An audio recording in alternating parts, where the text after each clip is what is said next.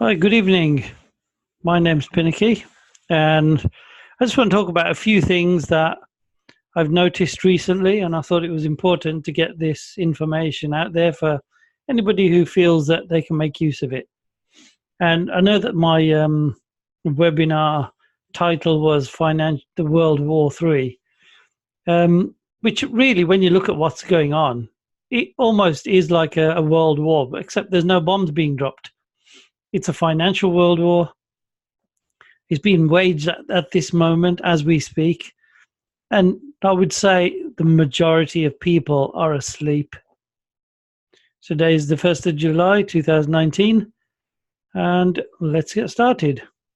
So, the idea of a war and the war now being fought. And see, our idea of war is people drop bombs on each other, lots of people get killed. It's all about control of different parts of the world. But the war that's actually being waged at the moment is a financial war, and it's still for the same thing, fighting for control.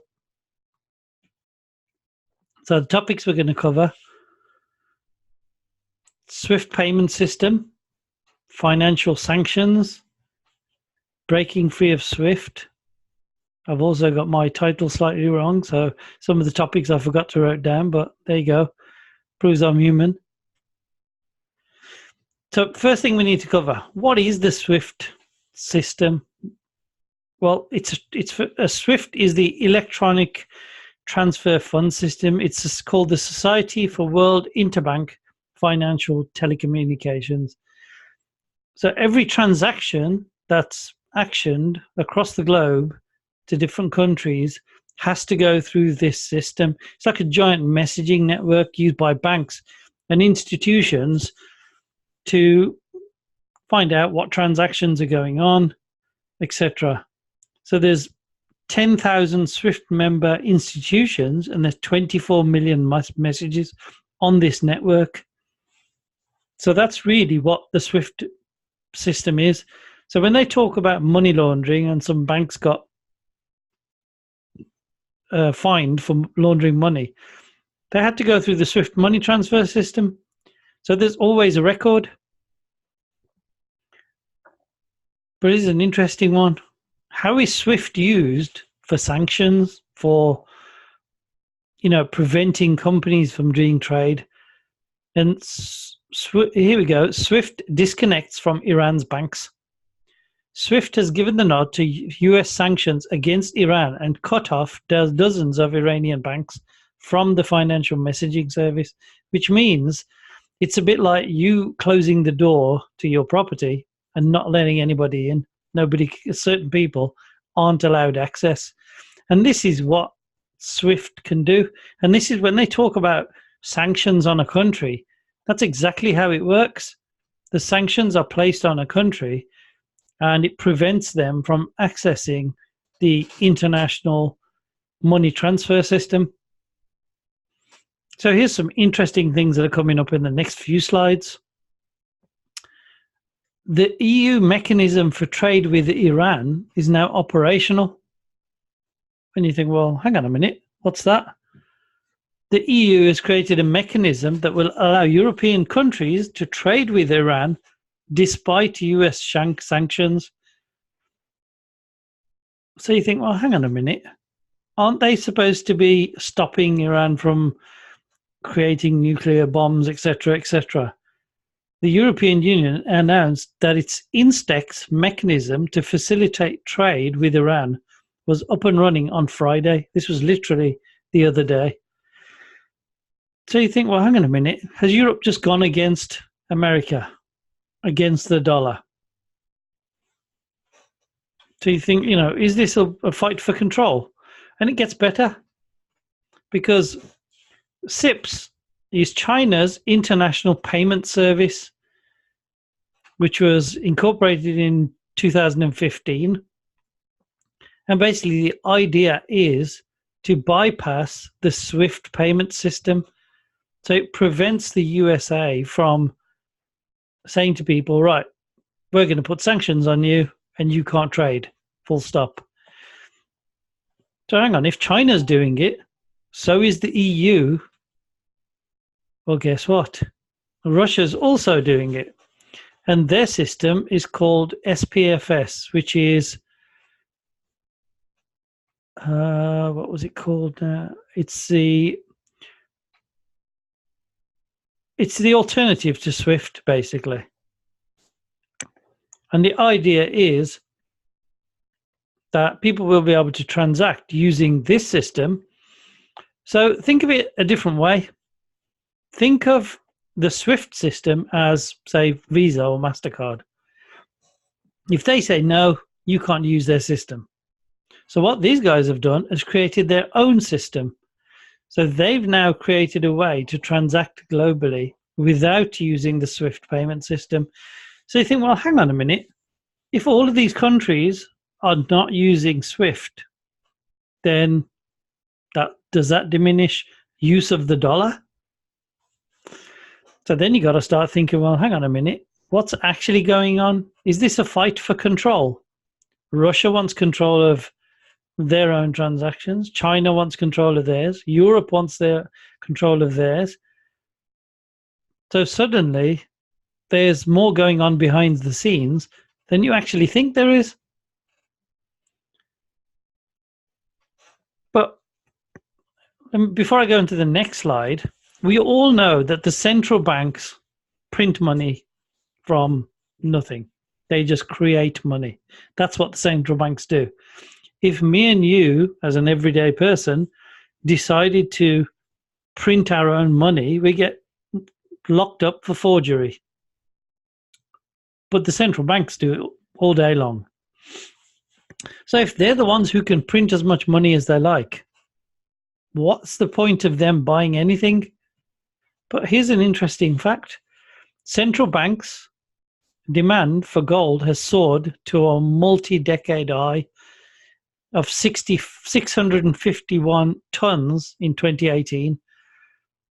So in 2017, they bought 374 tons, and in 2018, they bought 651 tons. That's 74% increase. And you think, well, hang on a minute. If the banks who can just print money are buying gold, what is the reason?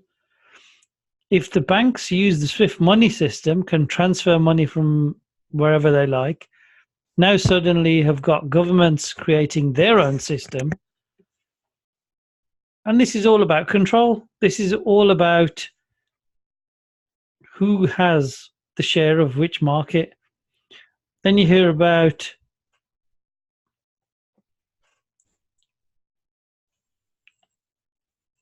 sorry, one second. The next slide, which is basically, let's have a look at the power of the US dollar. In 1913, when the Fed was created, a dollar was worth $1. Today, it's worth about 5 cents. So the value of your house hasn't gone up. The value of that car hasn't gone up. What's happened is the value of the money has gone down. And everybody's fighting for control. Why do they want control of the fiat money system? Because it's all about controlling us, the people. We are the ones they want to control by way of financial transactions, because everything we do is controlled by all these monetary systems put in place by various banks. And that's what it's really about. Because don't forget, we are the ones who vote. We are the ones who put these people in power. But they're fighting for control over us. Something doesn't make sense. We're the ones who pay their wages. So you have to ask yourself, what's the solution? Because if you have a bank account, the bank can freeze your account at any time when they feel like it. Here's an interesting one. The G20, there's a split as the US refuses to sign a joint statement on climate change. That's also about control. Because if they all tell you that global warming has gone up, you're not going to check the temperature every single day and measure how many icebergs have disappeared. You're just basing this on the fact that you've been told this. And what is, they're going to bring in a carbon tax. This is what they wanted to do. So you would end up paying another tax, which is about control. The question is, if here's an interesting scenario. If you get a paycheck every single week or every single month, because the tax comes out of your paycheck, you don't realize it and you just look at the final figure, which is how much is actually going into your bank. I bet you any money that if you had to if you got all of your wages and then you had to write a check each week or each month, believe me, you would soon be questioning why you're paying so much. It's this idea of a tax is a stealth tax, and this climate change is another tax. So you think, well, hang on, if climate change is all about control, financial banking systems is all about control, then why does everybody want to control us? Because guess what? Without us, none of the systems work. So we have to wake up and realize that we are the ones in control. So really, what's actually happening is there's a currency war going on, and it's a fight for supremacy for the dollar, the Chinese yen, the euro. All of these currencies are fighting a war for control of you and your pocket. But now have a look at what's the options. Well, Bitcoin, backed by cryptography and energy. Money is backed by government decree. If they say tomorrow the $10 note is no good and it's scrap, then suddenly all your $10 notes are worth nothing and you burn them. Bitcoins are limited to and fixed amount, so there'll never be any more than 21 million. Fiat currency, they can print it all day long, and instead of being 5 cents is the value of a dollar, it could be half a cent, but it wouldn't matter.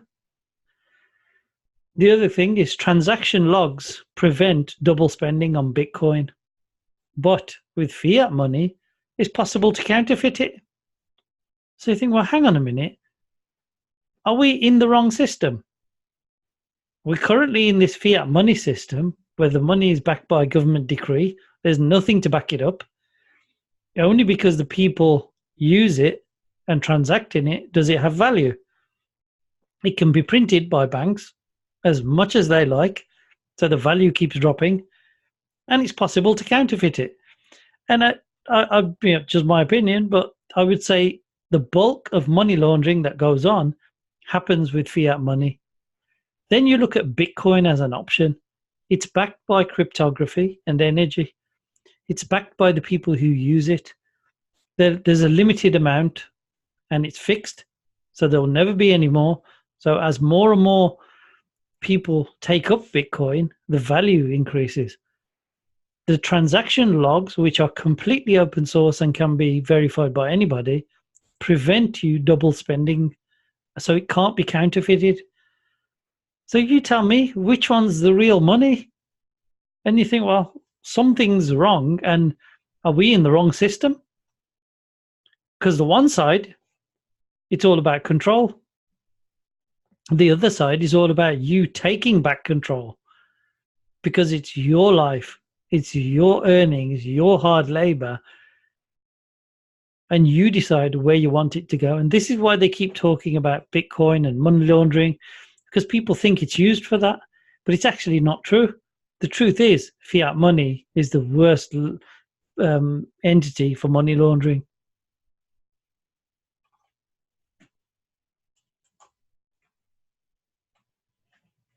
And I seem to have, lost my way to my next slide.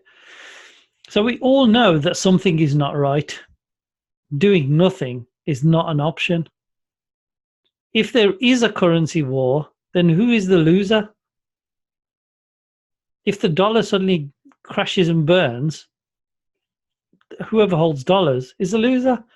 If it's the euro, then it's the people who hold the euros are the losers.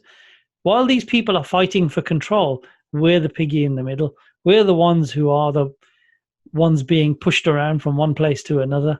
So central banks fighting for control over your money to profit from it. Because you put your money in the bank, they play with it and do all sorts of trading, etc., mortgages, loans. And what do you get for it? Nothing. So the question is, are you going to sit back are you just going to sit back, or are you going to do something? And we're not talking about buying huge amounts of Bitcoin or doing anything crazy. Buy a small amount, because in any war, there's a winner and there's lots of losers. So Bitcoin is owned and controlled by you. You are your own bank. Nobody can freeze your assets. So you move your coins onto a hardware wallet and not on an exchange. And the price now is not important. Don't worry about the price going up and then going down, because I read a report today that said Bitcoin was in positive territory 98.2% of the time in its existence over the past 10 years. So even when it was going high to say $20,000 and then dropping, somebody was winning. So there was definitely a benefit. But look at the money that you transact in today. A dollar was still a dollar 20 years ago, 50 years ago. But guess what? Its value has diminished and it's gone down. So either you're being told something that is not true, or you haven't quite figured out that you're actually in the wrong system. The real system, controlled by the people, is Bitcoin. And fiat money is fighting now for control over who takes control over you. So the question is, are you going to let somebody else control your wealth and your earnings and your labor? Or are you going to decide, you know what, I'm going to have a look into this and I'm going to take back some control? So thank you, everyone. Thanks for taking the time to listen. Everyone must do their own research to verify anything that is discussed. Don't just accept what you're told. Find out for yourself. If you're on my YouTube channel, subscribe to the YouTube channel. Click on the subscribe button. Click on the bell to be notified when there's another video. Click like and share the video. So this is The Big Wake Up by Pinnaky Nake. Thank you very much, everyone, for attending.